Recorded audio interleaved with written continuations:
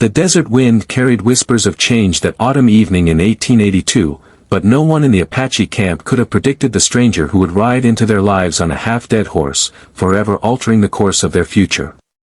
Chief Nantan sat outside his dwelling as the sun bled crimson across the Arizona horizon, his weathered hands working leather with the same patience his father had taught him 60 winters ago. His two daughters, Morning Star and Quiet River, prepared the evening meal nearby, their laughter floating through the camp like birdsong. The chief's heart was heavy that night, burdened by knowledge that would soon test everything he believed about honor, trust, and the bridges that could be built between worlds that seemed destined to remain forever apart. 3 days earlier, riders had come with news that made every warrior reach for their weapons. The territorial governor had issued new orders. The Apache would be moved again, forced from this land where their ancestors' bones rested, where every rock and tree held the memories of countless generations. They had 1 month. 1 month before soldiers would come to drive them onto trains heading east, to reservations where the earth was foreign and the spirits grew silent. Nantan had watched his people's faces crumble with despair. They had moved so many times, made so many compromises, surrendered so much. Many young warriors spoke of resistance, of dying on their feet rather than living on their knees. But Nantan was old enough to remember the wars, the bloodshed, the children who never grew old. He knew that courage sometimes meant choosing survival over pride, yet his heart rebelled against this injustice. Then came the cowboy. He appeared on the third evening, emerging from the desert like a mirage taking solid form. His horse stumbled into camp and collapsed, foam-flecked and trembling. The rider barely managed to dismount before he too fell to his knees, his face burned raw by the sun, his lips cracked and bleeding. The warriors surrounded him immediately, rifles raised, but Chief Nantan raised his hand.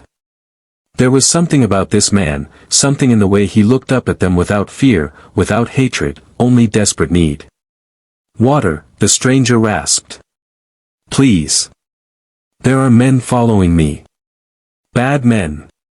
They've stolen a fortune in payroll meant for the railroad workers, killed a guard. They think I'm carrying it, but I hid it before they could catch me. They'll be here by morning, and they'll burn this whole camp to the ground looking for it." The words hung in the air like smoke. Several warriors wanted to send him back into the desert immediately, to let him carry his troubles elsewhere. But Nantan saw something else, an opportunity wrapped in danger, a chance that might never come again. He ordered the stranger brought to his dwelling, gave him water and food, tended his burns with traditional medicines. As the cowboy regained his strength, he introduced himself as Jacob McAllister, a former Texas Ranger who had stumbled upon the robbery while tracking a different criminal. He had fought the outlaws, managed to hide the stolen money in a canyon cave, but they had pursued him for 3 days across the merciless desert. "Why come here?" Nantan asked, studying the cowboy's face for deception. "You brought death to our doorstep." Jacob met his eyes steadily. "Because I'm dying anyway, Chief. And because I heard in town that your people are being forced out. That money, $50,000 in gold and certificates, it's federal property. But the government owes a debt to those it's displaced. If I tell you where it is, if you help me stop these outlaws, maybe we can find a way to make things right. Maybe that money could buy your people time, land, lawyers who actually care about justice." The camp erupted in debate that night. The risks were enormous. If they helped this cowboy and failed, the outlaws would slaughter them. If they succeeded but were caught with stolen federal money, the army would use it as justification to destroy them completely. Yet if they did nothing, they would be relocated in 3 weeks to a fate that many considered worse than death. Nantan's own sons argued passionately on both sides. But it was Morning Star, his elder daughter, who spoke the words that cut through the chaos. "Father, we have spent generations running from trouble that finds us anyway. Perhaps it is time to run towards something instead." By dawn, they had a plan.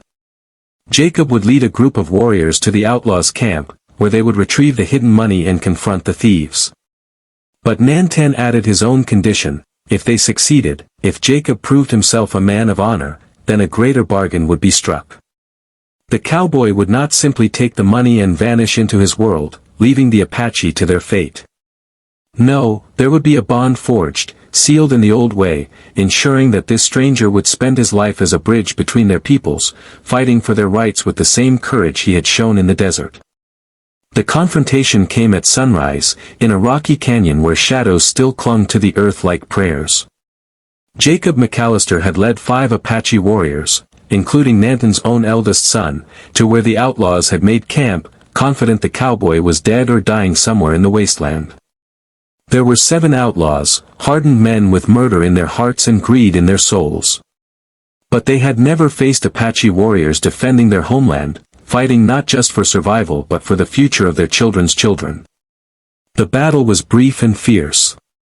Jacob proved his worth that morning, fighting alongside the Apache with a ferocity born of righteousness rather than rage. When the dust settled, 4 outlaws lay dead, and 3 had fled into the desert on foot, unlikely to survive the journey to the nearest town. More importantly, the money was recovered, hidden exactly where Jacob had described in a cave behind a waterfall that seemed impossible to reach until you knew the secret path. But it was what happened next that became legend.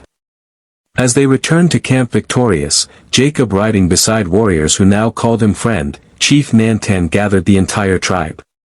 He stood before them all, his 2 daughters at his side, and spoke words that had been carefully chosen through the night of prayer and contemplation. Jacob McAllister, you came to us as a stranger bringing danger, but you spoke truth when lies would have been easier. You fought beside my sons when you could have fled. You have proven yourself a man of honor in a world where such men are becoming rare as rain in the desert. Nantan placed his hands on his daughter's shoulders. Morning Star stood tall and fierce, 23 years old, a skilled healer and negotiator who had represented the tribe at countless meetings with Indian agents. Quiet River was 19, a gifted artist and storyteller who carried the oral history of their people in her heart. Both were beautiful, intelligent, and beloved by all who knew them. Both had quietly told their father the previous night that they were willing to make any sacrifice for their people's survival. In the old way, Nantan continued, his voice carrying across the camp, a debt of honor could be sealed by the joining of families. My 2 daughters are yours to choose from, brave cowboy. Marry one, join our tribe, and we will use this money together to fight for a future where the Apache and the settler can live as neighbors rather than enemies. You will have family, purpose, and the respect of a people who do not give such things lightly. We will have an advocate who knows both worlds, who can speak truth to power in ways we cannot. The silence that followed was profound. Jacob stood frozen, his sun-damaged face unreadable. The offer was staggering, unprecedented. He could take the money, claim the reward for stopping the robbery, return to his life as a celebrated hero. Or he could surrender everything familiar and step into a world that would condemn him, make him an outcast among his own people for choosing an Apache bride. Then Jacob did something no one expected. He turned to face both daughters, but instead of choosing, he knelt in the dust before them. With respect, Chief Nantan, I cannot choose between your daughters as if they were prizes to be won. They are human beings with their own dreams, their own voices. If either of them would consider me, not out of duty but out of genuine partnership, then I would be honored beyond measure. But the choice must be theirs, not mine alone. Morning Star stepped forward first, her eyes shining with tears that spoke of recognition rather than sorrow. I will walk this path with you, Jacob McAllister, she said clearly. Not because my father offered, but because I see in you what we need most, a man willing to listen before speaking, to question before judging. Together, we might actually change something. What followed changed the Southwest forever. Jacob and Morning Star married within the week, a ceremony that blended Apache tradition with a simple civil service that would be recognized by territorial law. But the real work began immediately. Jacob used his connections and reputation to hire lawyers who actually cared about justice. The recovered money, officially reported as found but with certain details creatively omitted, was leveraged into a legal defense fund. Morningstar's knowledge of Apache needs combined with Jacob's understanding of the legal system created an advocacy organization that would eventually influence federal Indian policy. Quiet River found her own path, using her artistic gifts to document Apache life and culture in photographs and paintings that humanized her people to Eastern audiences who had only known stereotypes. She eventually married a newspaper editor who published her stories, changing hearts one reader at a time. The tribe was not immediately saved from relocation. Such miracles are rare and would trivialize real history's complexity. But they were able to negotiate better terms, secure land that was actually suitable for living, and establish legal protections that prevented the worst abuses. More importantly, they had proven that bridges between worlds could be built by those brave enough to meet in the middle. Years later, as an elderly man, Jacob would tell his grandchildren, who carried both Apache and Irish blood in their veins, about that extraordinary night when a chief offered an impossible choice. "Your grandmother saved me long before I ever rode into that camp," he would say, holding Morningstar's wrinkled hand in his own. "She saved me from living a small life concerned only with my own survival. She taught me that true courage isn't about the battles you win, but about choosing to stand beside people who need you, even when the whole world says you're a fool for doing it." The story spread across the territories, embellished and mythologized with each retelling. But those who were there never forgot the truth at its heart, that change comes not from grand gestures or dramatic speeches, but from individuals willing to risk everything to choose connection over division, to build bridges rather than walls, to recognize the humanity in those the world tells us are different.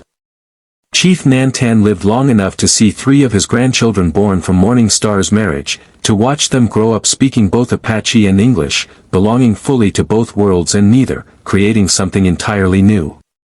On the day he died, at 87 years old, he held Morningstar's hand and whispered words that would become part of family legend. "I offered a choice that day.